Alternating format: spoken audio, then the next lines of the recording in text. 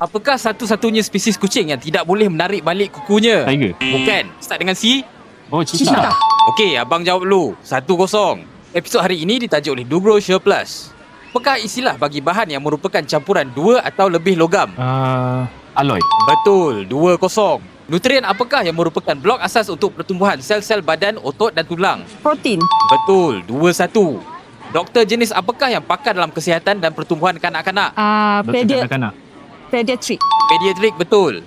2 sama. Siapakah ahli sukan Malaysia yang telah memenangi anugerah Mr. Universe banyak 10 kali? Mr. Universe. Sazali Ahmad. Sikit lagi. Sazali Samad. Betul. 3-2. Apakah satu-satunya monarki negeri Malaysia yang mempunyai gelaran raja? Ni, Perlis. Betul. 3 sama.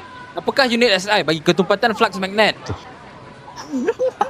Sama dengan nama saintis elektrik?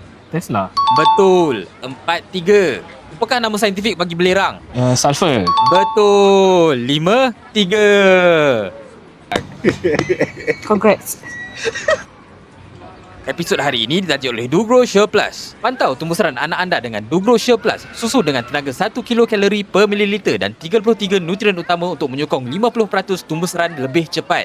Terima kasih.